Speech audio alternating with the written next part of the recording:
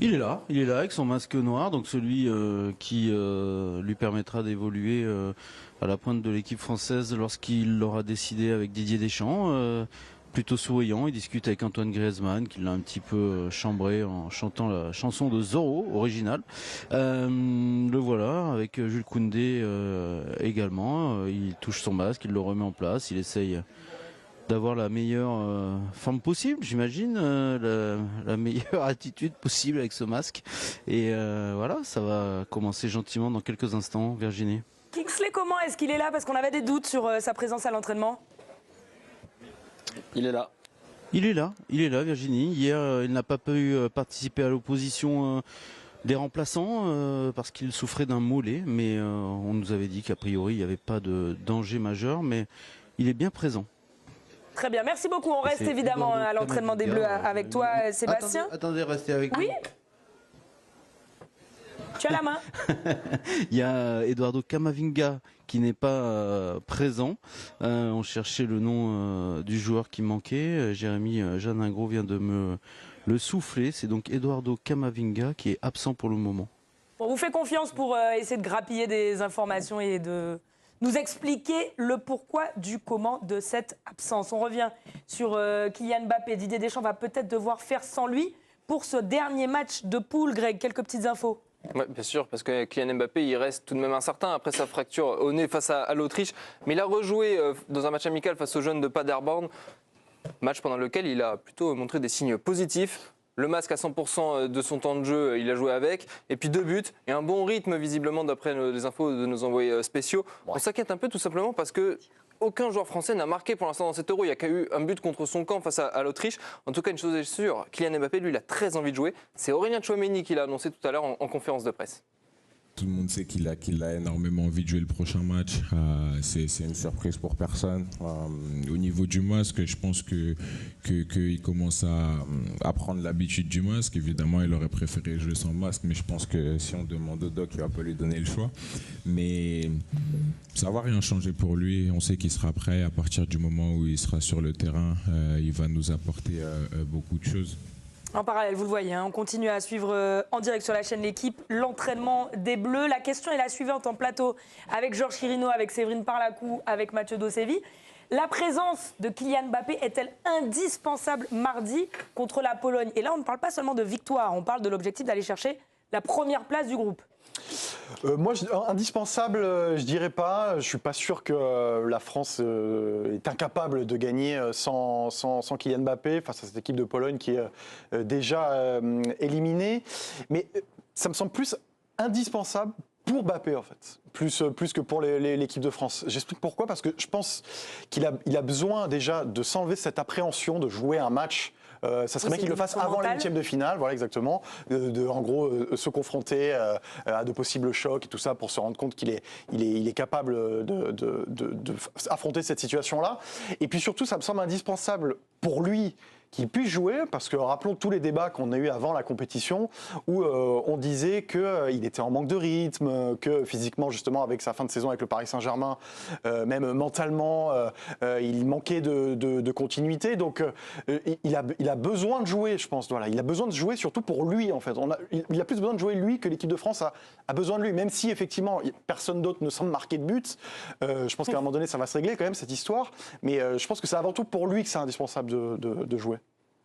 Pour moi non plus, je pense que face à la Pologne qui a encaissé 5 buts, etc., je pense que la France fera le taf, même s'il faut marquer plus de buts que les Pays-Bas face à l'Autriche. Donc il y a quand même aussi cette donnée-là. Il faut regarder aussi en face la différence de buts, c'est ça qui fera une partie de tableau qui a l'air plus accessible que l'autre. Donc c'est hyper important, je pense, de terminer à la première place dans ce groupe. Maintenant, je rejoins Georges. Parce qu'en plus, Tchouaméni le dit, il commence à s'habituer à ce masque. Il ne faut pas qu'il s'habitue juste à partir des huitièmes de finale. Il faut déjà qu'il prenne l'habitude de jouer avec, de voir ses sensations. Un match à une autre haute intensité par rapport à ce qu'il a fait avec les jeunes juste hier. Donc ça va être quand même vachement différent. Mais je pense quand même que la France a les qualités pour mettre des buts. Et je lance Georges là-dessus. les occasions loupées, etc., face aux Pays-Bas, ça va peut-être pas se reproduire là face à la Pologne, qui me semble quand même un petit peu plus accessible.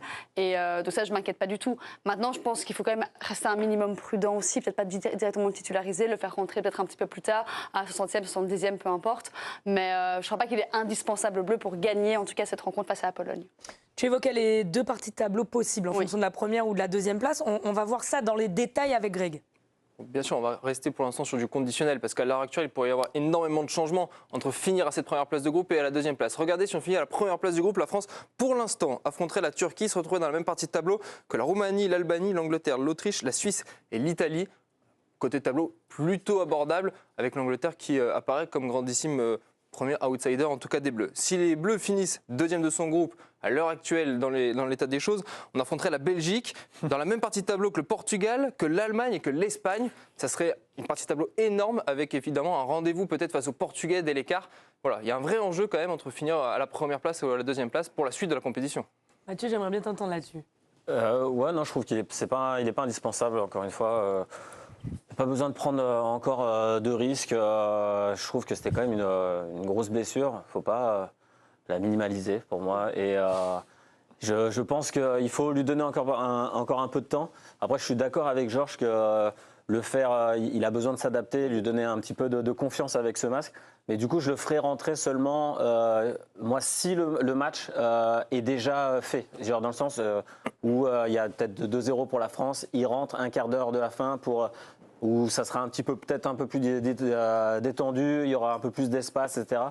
Et je pense qu'on n'a pas besoin de prendre de risques encore, qui prennent un coup, on peut lui donner encore quelques jours. Là, il y aura quasiment une semaine. Pour pouvoir être vraiment à 100% et en 8e. Moi, je pense que, en fait, la décision, c'est lui qui l'a, en fait. C'est-à-dire que lui, selon ses sensations, on n'est pas tous pareils, je pense, face à la blessure, face à l'appréhension. Oui et on non, sait parce pas que comment la récupérer. oui et non, Tu peux prendre des risques. quand on est joueur, on n'a pas forcément la bonne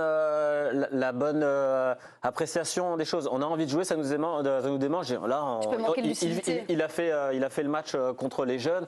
Vous voyez, ça va, c'est nickel. Sauf que les jeunes, L'intensité, c'est pas la même. c'était. non, mais ça, on est d'accord. Surtout, ne le touchez pas. Il a dû faire ses trucs, machin. Là, ça va être. Voilà, il va rencontrer une adversité où ils s'en foutent complètement, quoi. Et au contraire, Surtout s'ils peuvent lui mettre un coup dessus, machin. Donc, il faut lui donner. Pour moi, je trouve qu'il n'y a pas besoin de prendre de risque encore sur ce match-là. Tu joues la Pologne qui est déjà éliminée. Si c'était quelque chose, un Les autre Pays-Bas match, en 3e, par exemple. voilà, à la limite, pourquoi pas. Mais là, tu joues la Pologne, t'as la possibilité de faire le taf avec les joueurs offensifs que t'as. Voilà, je pense qu'on peut lui donner encore un petit peu de crédit pour consolider tout ça, cicatriser sans prendre de risques. On va poser la question à Sébastien Tarago. Sébastien, depuis Paderborn, quel est ton avis sur la question? Est-ce que Kylian Mbappé est indispensable pour ce dernier match ou alors est-ce que la France peut s'en sortir et chipper la première place sans lui? Je vais aller à l'encontre du plateau là encore, mais moi je pense qu'il est indispensable. Ils mettent pas un but les autres, donc il y a un moment c'est un peu compliqué. Dembélé c'est 5 buts depuis le début de sa carrière internationale en quasiment 50 sélections. Thuram c'est 2 buts en 22 sélections.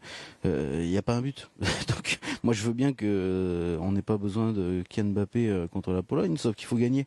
Donc il faut gagner et si possible il faut gagner largement.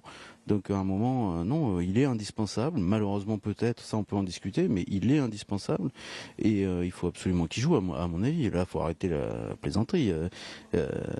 Voilà, il a un nez cassé, c'est triste, c'est dur, ça fait mal. Il y a toujours un risque, mais quand vous vous levez le matin et que vous descendez du lit, il y a un risque aussi. Si dans la salle de bain, il y a un grand gardien allemand un jour, il a raté une Coupe du Monde, je crois, parce qu'il s'est fait mal dans sa salle de bain. On met plus rien, on le met au frigo et puis on le ramène pour les demi-finales. Non, l'équipe de France, elle marque pas un but. Je pense qu'elle a besoin de Kylian Mbappé et puis Kylian Mbappé a besoin de jouer, comme cela a été très bien expliqué par Georges, je crois. Qui veut répondre à Sébastien? Alors, c'était Santiago Canizares, le gardien espagnol avant la Coupe du Monde 2002, qui avait fait tomber un flacon de parfum sur son pied. Bam, forfait pour la Coupe du Monde. Terrible. Donc, effectivement, il peut arriver un truc à chaque fois. On a toujours le réflexe footballeur. Non, mais on fait tomber quelque chose. Moi j'entends tout à fait. D'ailleurs, je l'ai un peu dit tout à l'heure, ce que dit Seb sur le fait que, effectivement, personne ne semble marquer de but. Et donc, on a besoin de quelqu'un là tout de suite, parce que l'Euro, c'est pas 36 matchs d'un championnat, quoi. Donc, on a besoin de quelqu'un d'efficace immédiatement. Après, je trouve quand même, malgré tout, qu'on sombre assez facilement dans une espèce de sinistrose là. On a l'impression que plus personne ne sera jamais capable de marquer de but en équipe de France, à part Kylian Mbappé. Enfin, voilà, moi je me rappelle qu'à la Coupe du Monde, notamment la demi-finale face au Maroc, c'est Randal Kolo Muani nulle part qui est rentré et qui a marqué un but. Donc parfois, ça arrive aussi que d'autres garçons sortent dans une situation, dans un match particulier. Voilà, là on est déjà qualifié face à une équipe qui va peut-être pas jouer le match de la même façon qu'une équipe comme les Pays-Bas ou l'Autriche qui était à fond. Donc évidemment, dans une situation où on a envie de se mettre un peu tous là en PLS, on se dit il faut absolument qu'on se qualifie, il faut qu'on mette toutes nos meilleures cartes. On a envie de mettre Mbappé tout de suite parce que ça nous rassure. Mais est-ce que c'est si indispensable ? Moi, je m'interroge quand même. Moi, je reste là-dessus. Je pense que c'est vraiment indispensable pour lui avant tout, plus que pour nous. Si on peut regarder ces derniers matchs, tu disais, Georges, tu es un peu inquiet, notamment de l'utilisation de Kylian Mbappé. Est-ce qu'il faut le faire rentrer? Est-ce qu'il faut qu'il soit titulaire? Regardez, l'équipe de France sans Mbappé, titulaire, ça compte les entrées en jeu. Sur ces derniers matchs, il n'y a aucune victoire, 5 matchs nuls, 2 défaites. Les 2 dernières défaites, c'était face à l'Allemagne, où il n'est pas du tout entré en jeu, il est resté sur le banc tout le long de la partie. Puis l'autre défaite, c'était face à la Tunisie. Au Mondial, l'équipe de France était déjà qualifiée, il avait joué seulement 27 minutes, mais Mbappé n'avait pas réussi vraiment à peser. Et quand il n'est pas titulaire, les Bleus ne sont pas forcément en réussite. On va continuer de débattre, mais avant cela, une petite parenthèse du côté de Paderborn avec Sébastien Tarago. Est-ce qu'on en sait plus sur l'absence d'Eduardo Camavinga à l'entraînement des Bleus? Oui, vous m'avez mis la pression, Virginie, et je ne souhaitais pas vous décevoir une fois de plus. Donc il souffre d'une petite gêne à la cheville droite. C'est sans gravité a priori et il devrait être présent à l'entraînement demain. Il est simplement préservé. Merci Sébastien, pas d'inquiétude après. C'est Seb qui est indispensable en fait. Il est indispensable. Simplement. On l'adore, on l'embrasse. Il n'y a aucun doute. Mais en fait, tous les discours qui sont dits par Sébastien, par Georges, par nous en plateau, tout ça, c'est la conséquence un peu du jeu de Didier Deschamps qui fait qu'on a une solidité défensive, certes, mais qui est basée uniquement sur des exploits individuels. Et ce qui est un peu le cas avec Kylian Mbappé. Donc évidemment qu'on a besoin de lui, tout ce que tu veux, mais moi je suis quand même d'avis qu'il faut respecter aussi un petit peu le protocole médical et peut-être pas aller trop vite non plus. Et j'ai assez confiance en... Mais ça, nous, on n'en sait rien, en fait. Non, c'est ça le truc, parce que nous, on joue un peu au docteur en disant il faut qu'il fasse gaffe, oui, mais quand il est même même. pas rentré. Il faut qu'il prenne des précautions. Georges. Mais en fait, peut-être que ça va. Mais l'inverse, c'est pareil. Si tu dis il peut jouer, alors que s'il est titulaire, c'est que c'est bon. Vendredi, mais c'est au ressenti. Là, tu dis au il s'est même ressenti. pas échauffé ni quoi que ce soit, par exemple. Même Mais pas, alors, mais rien du vendredi, tout. peut-être que la vérité de vendredi est pas la vérité de vendredi et mardi. En 3 jours, tu avais un nez comme ça et d'un tu coup, veux. Je pense que si tu peux, par rapport au bénéfice-risque, tu peux encore. Là, tu rencontres la Pologne. J'espère qu'il y aura plus de velléité offensive de la part du groupe. Donc, on va retrouver, je pense, une équipe de France beaucoup plus haute, beaucoup plus agressive. Et puis, même pour Mbappé, ce genre de match où ça va être du coup, on va avoir un bus des Polonais et ça va être un match plutôt fermé. Il va être dans des duels. Il va pas avoir beaucoup d'espace pour pouvoir s'exprimer, etc. Donc, je pense pas que ça soit forcément un match qui va lui convenir dans l'immédiat avec son nez cassé. Mais ce que les spécialistes avaient l'air de dire, c'est que c'est pas si grave en fait. La seule chose qui pose problème, c'est pour la respiration, au niveau de l'œdème. Donc ça, si au bout de quelques jours, ça s'est résorbé et qu'il arrive à respirer correctement, donc à dormir correctement, pourquoi ne pas le faire jouer? Parce que si jamais il reprend un coup de fion, c'est pas la réaction qu'il peut avoir. Ah oui, mais alors là, c'est le risque de toute la compétition. Mais oui, mais le risque là, donc jusqu'à la vraie question, c'est est-ce que tu as besoin de prendre ce risque-là maintenant ou tu peux le faire une semaine après, enfin quelques jours après, 3-4 jours après? C'est juste ça la réflexion. Évidemment que tu peux, je pense qu'il peut jouer, même la preuve, il a fait un match de 90 minutes avec allure modérée. Donc ça veut dire qu'il peut jouer. Maintenant, c'est est-ce que tu prends ce risque-là à l'instant T ou tu peux te permettre de le faire quelques jours après?